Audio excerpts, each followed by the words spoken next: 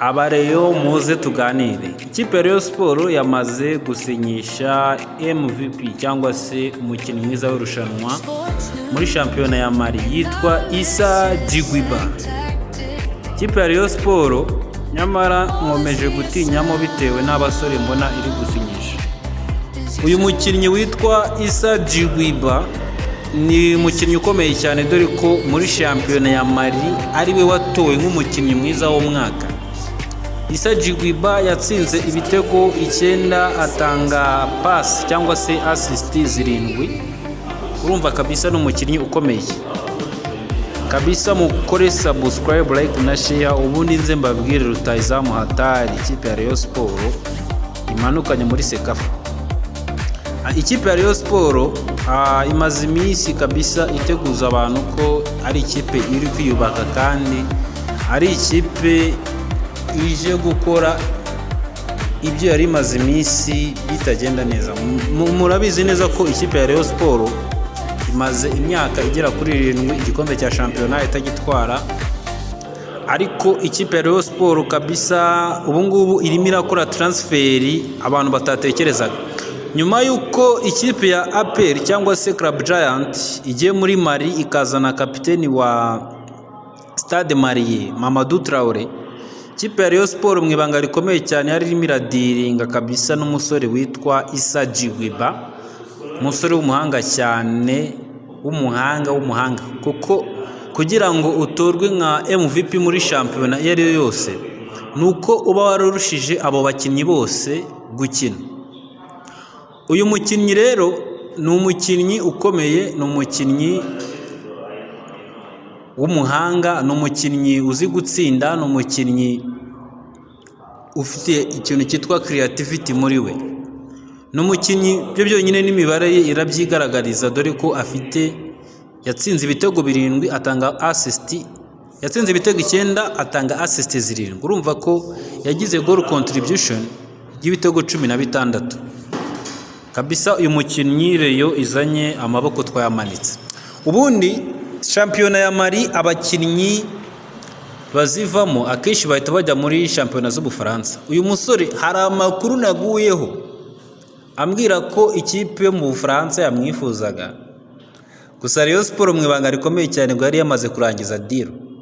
Abareyo kabisa nizera ko uyu musore muzamubyina kandi mukamwinjoyinga, dore ko ari umusore uri talented, kuko buriya kugira ngo ikipe yo mu Bufaransa byo nyine niyo yakwandikira gusa nuko hari ikintu yakubonyeho.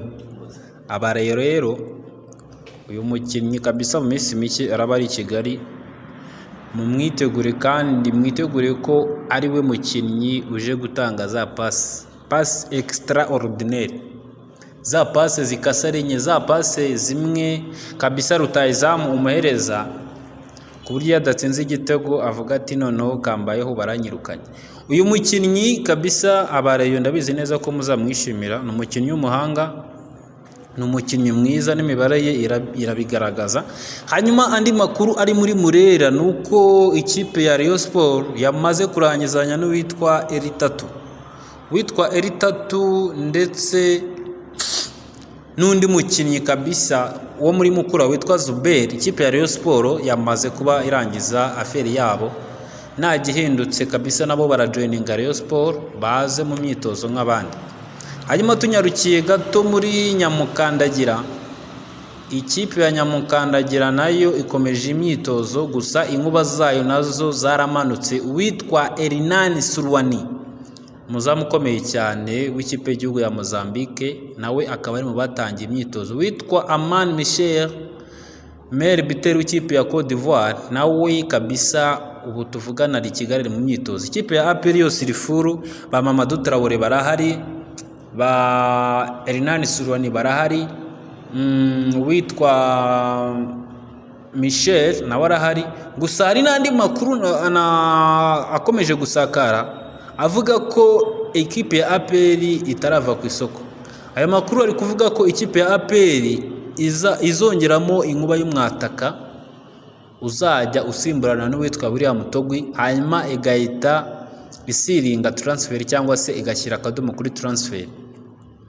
ibi APR nibikora kabisa iraba iciye impaka, kuko ugiye kureba ukuntu APR yiyubatse, ni ikipe kabisa yiyubatse ihereye mu izamu, muri central defense, yazanyemo umudefanseri guturuka muri Mazembe kapiteni, mo hagati mu kibuga naho yongeye Mamadou Traoré, ibiyongera kuri Sekiganda yari ifite kabisa. Ikipe ya APR nyine ubona ko yubatse imbere, yashyizeho yazanye umuwinga, urumva ko nyine icyaburaga ari rutahizamu kabisa uza gutanga competence cyangwa se guhangana kuri William Togwe. Amakuru rero ava muri APR nuko uwitwa hari rutahizamu ukomeye cyane nawe ugomba kujoininga ikipe ya APR kabisa. Rero match za Sekafa Kagame Cup byitezwe ko aya makipe abiri yo mu Rwanda, dore ko byanamaze kwemezwa, aya makipe abiri yo mu Rwanda agomba kuzayikina, harimo APR, harimo Rayon Sport, harimo n'andi makipe yo hanze nka Simba, harimo Villa yo muri Uganda, harimo ikipe zo muri Zanzibar, harimo Jamusi kabisa. Sekafa izaba iryoshye. Ikipe yindi itarakonfaminga kuza muri Sekafa ni ikipe ya Yanga. Gusa iyi Sekafa aya makipe yacu naho tugiye kuyapimira, niho tugiye kurebera urwego rw'ikipe ya APR koko nibishaka amatsinda, tugiye kwirebera muri Sekafa. Iyi Sekafa irimo Simba, irimo Arahiri, irimo El Mereke, irimo Villa, irimo amakipe akomeye, kandi aya makipe akina amatsinda. Iyi Sekafa rero ikipe izayitwara izaba yerekanye indi level. APR na Rayon Sport niba koko ariyo makipe akomeye hano mu Rwanda, agomba kubitwereka muri izi match ebyiri. Ni match zizabera mu Rwanda, na rwitwazo ruhari. APR na Rayon Sport ni tutababona mwitwara neza muri aya marushanwa tuzaba tubabonye. Gusa icyizere ni cyinshi ku bafana b'aya makipe bombi bitewe n'uko bitwaye ku isoko. Abakinnyi beza baraguzwe, abatoza beza barahari. Ari APR yagumanye n'umutoza wayo, Rayon Sport nayo yagumanye n'umutoza wayo, nta rwitwazo ruhari, ibintu biri well constructed. Abayobozi ntago ari bashyashya, bafite consistency, ikipe zose kabisa ziyubatse neza. Igisigaye ni ukuzareba noneho mu irushanwa nyirizina uko bazitwara kabisa. Rero mukomeze mukore icyitwa subscribe, hanyuma ibiganiro byiza by'imikino ndetse n'ubucukumbuzi byose ni hano kuri DC Sports.